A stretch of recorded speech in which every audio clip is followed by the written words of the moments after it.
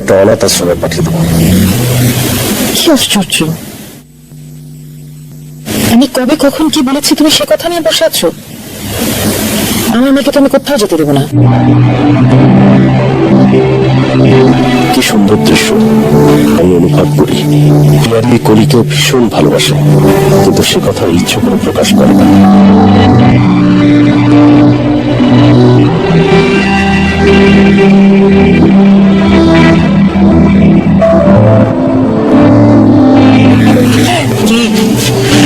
মেয়ের জন্য সবাইকে সন্দেহ করছো? শোনো, পিয়ারি খুব ভালোভাবেই কলির দেখাশোনা করে। এমন অভ্যাস বানিয়েছেন মেয়ের, একাই তো ঘুমাতে পারে না। আমার বাচ্চারা এমন অভ্যাস করবে না। বিপাশাদের উদ্দেশ্য হয়ে গেছে যেন মাঝে মাঝে আমাকে সন্দেহ করে। ডাক্তার বলেছে ৩-৪ দিনের মধ্যেই হাসপাতালে ভর্তি করতে হবে, সেজন্য সব প্রস্তুতি চলছে। মেয়েরও মন খারাপ এটা নিয়ে। কেন? ডাক্তার সব ঠিক আছে তো? হ্যাঁ, কোনো অসুবিধা মনে হচ্ছে না, তবে বয়সটা একটু বেশি তো, তারপর অসুবিধা হলে আমরা সিজার করে ফেলবো। আপনি এখন বাড়ি চলে যান। না না, আমি এখানেই থাকি।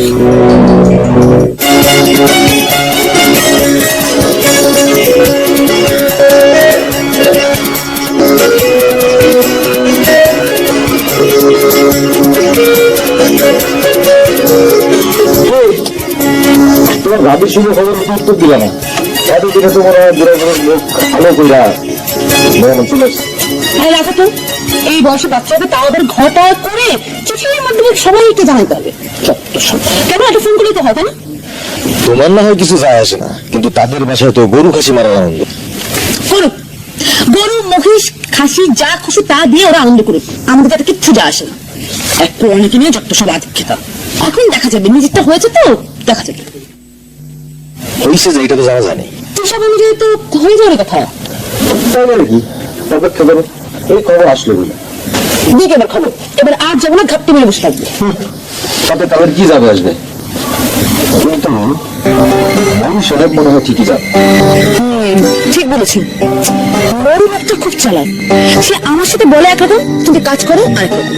এখন আর দুই রকম কথা বলবে না, কারণ এতদিন সে ভাবছিল যে কলিকে কিছু একটা দিবে আর তার জন্য কিছু রাইখা দিবে, কিন্তু এখন তো সেই আশায় ঘুরে বলি সে তো আর কিছু পাবে না।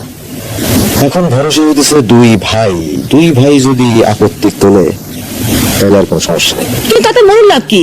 সে তো হচ্ছে ভাই ভাই, লাভ হলে আমার হবে, আমার বাবার সম্পত্তি ভাগ পাবো আমি। শোনো নন্দা, তোমার বাবার বাড়ির কোনো সম্পত্তির প্রতি আমার কোনো লোভ নেই, কিন্তু তুমি যেন না থাকো সেইটাও আমি দেখবো। অবশ্যই তোমার ভাইদের সাথেও তো আমার সেই সম্পর্ক নাই, তারা তো আমাকে আর জামাই আদর করে না। শীতের দিনের পিঠা, তারপরে ধরো একদম গ্রীষ্মের আম দিয়া দুধ আম খাওয়ানো, এইসব তো আর নাই। তুমি এইসব কথা আমাকে বলতে বললে? আমার বাবা মা যখন বেঁচে ছিল তখন তুমি প্রত্যেক বছর খাওয়ানি বলো? তুমি আমার ভাইদের কখনো আসতে বলেছো? বরং আমার কথার সাথে তাল মিলিয়ে তাদেরকে খারাপ বলে গেছো, বলে গেছো। ওই যে দেখো, ভালো কথা বললাম সেইটার উল্টা ফল হলো। শোনো, তোমার সাথে আসলে কোনো কথা বলেছে না। তুমি একটা কাজ করো, এরপর থেকে তোমাদের এইসব কোনো বিষয়ে আমাকে জড়ায় ওরা। ওর মধ্যে রফিক ভাইজান ভালো আছে, সেটাও মাঝে মধ্যে ডাকে। রফিক ভাই সুনাম হচ্ছে না? বুঝি বুঝি, রফিক ভাই সুনাম কেন করছো খুব ভালো করে বুঝি। রফিক ভাই অনেক টাকা তো, শহরে বাড়ি আছে, গাড়ি আছে, তারপর তোমাকে গেলে আবার একটু ভালো করে মেহমানদারি করে, সেই জন্য রফিক ভাই পক্ষে কথা বলছে, তাই না? আসলে ওই বড় ঘাটে বড় গাছে সবাই নৌকা বাঁধতে চায়, তুমি তার একটু স্বার্থপর টাইপের। দেখো নন্দা, একদম উল্টাপাল্টা কথাবার্তা বলবে না। নিজে কি সেইটা আগে বুঝা তারপরে অন্যের মাথা দোষ চালাবে। তোমার কি দরকার পড়ছিল বাড়িতে গিয়া ওরকম প্যাঁচ লাগানো? ওনাদের বুঝে না, নিজেরা বুঝতো। কবে থেকে বাড়ি ছাড়ছো? মাকে দেশে পাঠাতে এতক্ষণে তোমার লেকচারের মূল কারণটা বুঝতে পারলাম। ওই আসলে তোমার মায়ের সেবা করা হয়নি তাতে সেই জন্য এসব কথা শোনাচ্ছ না?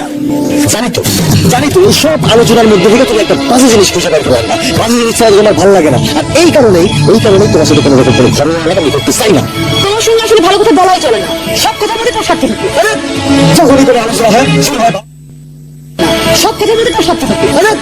যখনই কোনো আলোচনা হয় শুরু হয় ভালো দিয়ে, সেসব মন দিতাম সব। মন দিকে আমি কেন আনি নাকি তুমি কেন আনো বলো?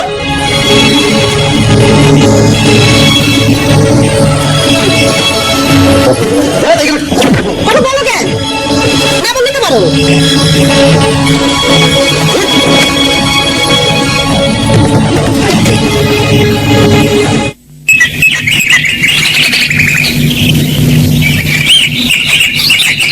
আজ কতদিন পর সেই বকুলতলা, যেখানে বসে ঘন্টার পর ঘন্টা বিপাশার সঙ্গে কথা বলেছি। সর্বা যত ওকে নিয়ে আমাকে কোটা দেয়, তত বেশি করে বিপাশাকে হারানোর ক্ষমতা তত উপরে চলে ওঠে। হঠাৎ একদিন বিপাশার সঙ্গে দেখা, ওকে দেখা মাত্র বাকশূন্য হয়ে গেল। কথা দিয়ে কথা না রাখায় অপরাধী নিয়ে হয়। বিপাশার কথা বলবে আমাকে সাহায্য করে।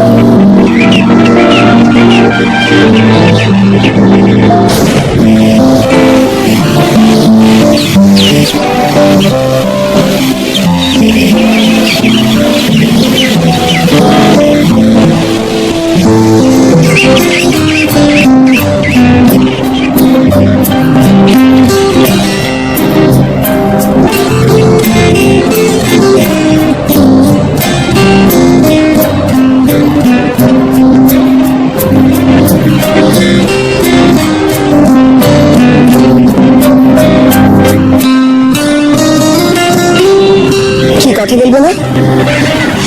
সাজাপ্রাপ্ত আসামের মতো দিব্যি করে বেড়াচ্ছে। বাদ দাও না সব কথা।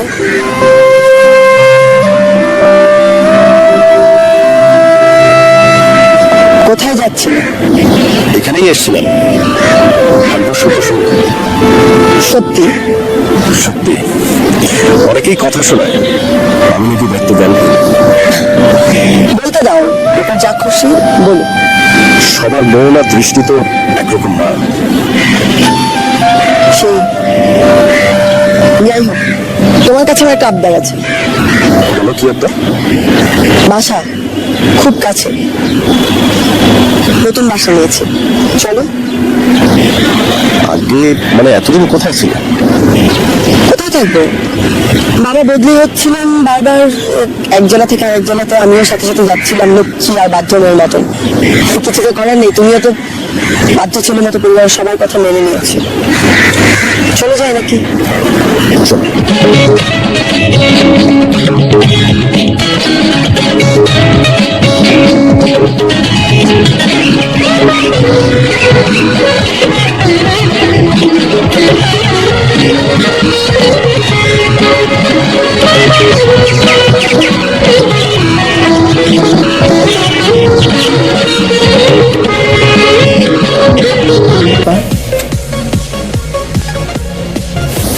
চিন্তা করতেছেন কেন? তোর ভাইয়া এখনো ফিরলো না, তাই চিন্তা হচ্ছে। হয়তো কোনো কাজে আটকাই গেছে। মানুষটা ভীষণ ভালো, কিন্তু দায়িত্ববোধ খুব কম।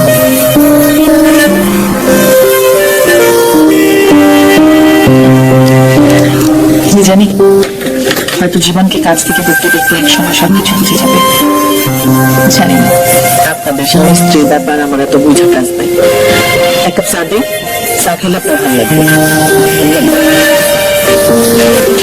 না রে, চা খেলে আমি এখন আর ঘুমোতে পারবো না, একদমই ঘুম আসবে না। আপনি এক কাপ চাই খান, এমনিতেও আপনার আজকে রাতে ঘুম হবো না। আচ্ছা ঠিক আছে, দেখি এক কাপ চা খাই। বড় ভাই, কিছু মনে করেন না, একটা কথা বলি। কি বলেন?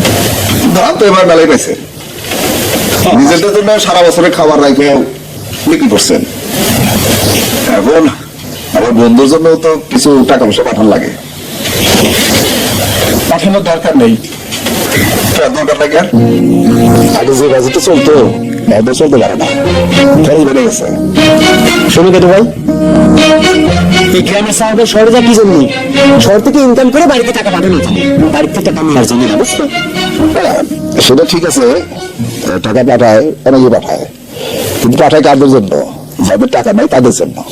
কিন্তু যাদের দরকার নাই তাদের জন্য পাঠাবে কেন?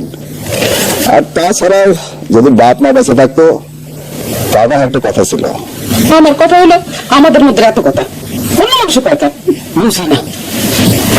ভাইজান, কিছু মনে করেন না, রফিকের সাথে আমার প্রায়ই কথাবার্তা হয়। বলছি, এক ভাইয়ের সাথে কথা হবে আর দুই ভাইয়ের সাথে হবে না, সেটা তো হয় না। রফিক ডাইরেক্ট অবশ্য টাকা পয়সার কথা কিছু বলে না, এটা ঠিক, কিন্তু যে আপনি যে জমি জমা কিনলেন তখন অনেক কষ্ট করে ধার কর্জ করে টাকা পয়সা জোগাড় করে দিচ্ছিল, সেই ধারটা এখনো শোধ হয় নাই। সেই জন্য বলতেছিলাম, যদি কিছু টাকা পয়সা দিতেন তাহলে ধারটা শোধ দিতে পারতো। কেটু ভাই, এই তোরা তো ইনায় বিনায় না কয়া সরাসরি আমাদের কলিতে পারতে। এই বুঝো না, চক্ষু লজ্জা, নিজে বলতে পারতেছে না বলেই তো গেদু ভাইরে দিয়ে বললে পাঠাইছে। তা না হলে কি আর গেদু ভাইরে উকিল ধরতে হয় নাকি? দেখো গা, এতদিনে হয়তো বাচ্চা হয়েও গেছে, গেদু ভাই হয়তো জানে, সেই খবরই দিতে আসছে। রফিক অতটা পোকা না, সে নিজের ভাইদের রেখে সুসময়টা আমার আগে দিবে, এটা হয় না।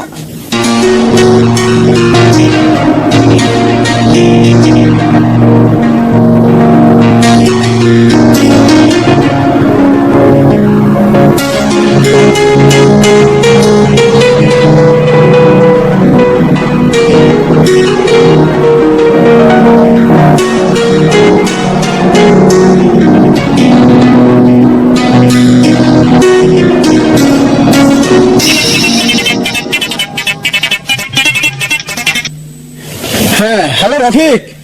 হ্যাঁ, কি খবর? বল বল। ভাইজান, এই আমাদের মেয়ে হয়েছে, তোমাকেই প্রথম ফোন করলাম, দোয়া করো। আর ছোটকে বলো, ভাবিদেরকেও জানিও। আচ্ছা আচ্ছা আচ্ছা আচ্ছা, এখন রাখছি। কি বললো? কি হয়েছে ভাইজান? একটি কন্যা সন্তান হয়েছে, তোমাদের সবাইকে দোয়া করতে বলো। আবারও মাইয়া হয়েছে। আচ্ছা, তুই এরকম করে কথা বলো কেন? হ্যাঁ, আরে সন্তান সে ছেলে হোক আর মেয়ে হোক, সন্তান সন্তানই। নন্দা কথা যদি সত্যি হয় তাহলে এটা হবে ওদের প্রথম সন্তান। দেখো, এইবার জন্মদিনের খবর আসবে। মনে হয় না খবর দেবে, তাদের প্রথমে জন্মদিনে এবং দাওয়াত করে। শোনো, ওরা হলো শহুরা মানুষ, অল্প জন্মদিনে কত গণ্যমান্য ব্যক্তিবর্গ আসবে, তাদের সামনে কি আমাদের নিবে না পরিচয় করাই দিবে? এই, তুমি এসব কথা বন্ধ করে দাও, তুমি বড় বেশি এরকম কথা বলো। আচ্ছা ছোট, তুই বল, রফিকের বাচ্চা হবে সে সংবাদটা দিল, বাচ্চা হলো সে সংবাদটা দিল, তাহলে কোন কর্তব্যটা পালন করলো না শুনি? ভাইজান, আমি স্কুটি। জি,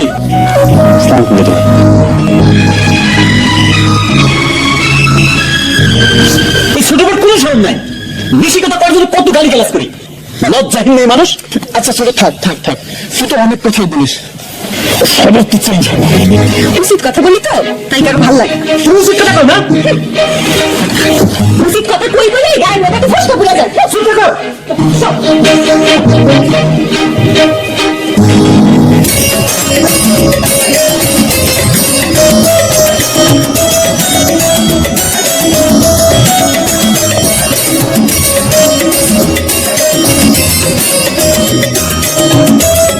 আমার লক্ষ্মী চায় না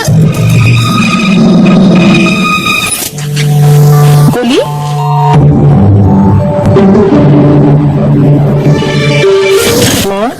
তোমাকে আমি এখন একটা কথা বলবো, আমার কথা যদি তুমি না শোনো আমি কিন্তু তোমাকে আর বেবির কাছে আসতে দেবো না। আপনি যা বলবেন সে অবশ্যই শুনবে। হাত না ধুয়ে তুমি কখনো বাবুকে ধরবে না, আর বাইরে থেকে এসে কাপড় না পাল্টে বাবুকে কোলে নেবে না, মনে থাকবে।